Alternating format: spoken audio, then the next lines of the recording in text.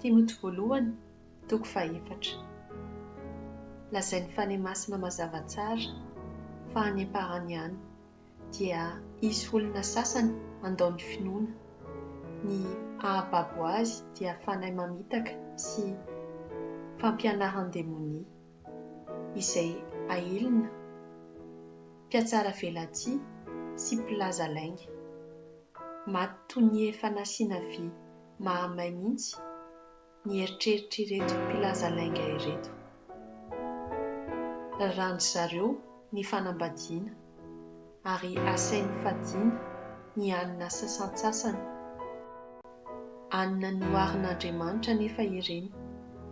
Ka ho an'ireo mpino sady mpahafantatra ny hafatra mahakoditra dia ampisaorana an'Andriamanitra no hinanana azy. Fa tsara avokoa izay noharin'Andriamanitra, ka tsy misy tokony ho lavina fa ho raisina amim-pisaorana an'Andriamanitra, satria hamasin'ny tenin'Andriamanitra sy ny vavaka izany.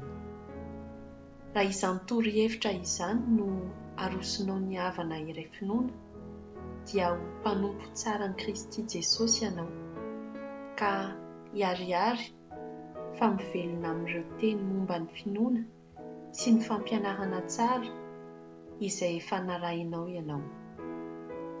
Aoka ianao tsy hiraharaha izay angano manimbazimba fihevavahana sady tsy misy fotony.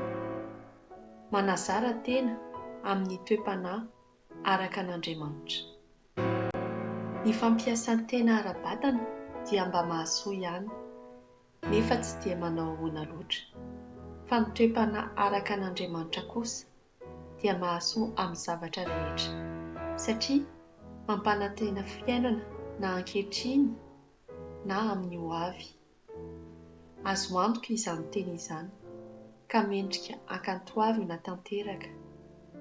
Eny, izany no hikelezanay aina sy hiezahanay, satria ny fanantenanay dia efa napetrakay amin'Andriamanitra velona, izay mpamonjy ny olona rehetra, indrindra fa ireo mino.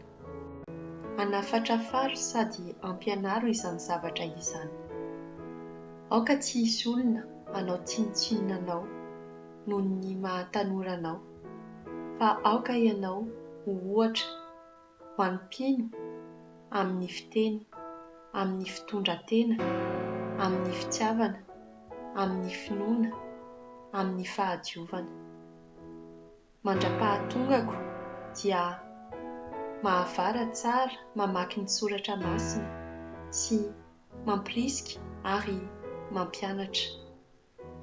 Aza atao tandrefaka ny fanomezam-pahasoavana ao anatinao. Fanomezam-pahasoavana izay natolotra anao fony niteny taminao ny mpilaza hafatr'Andriamanitra ary nametra-tanana taminao ny loholona tafangona.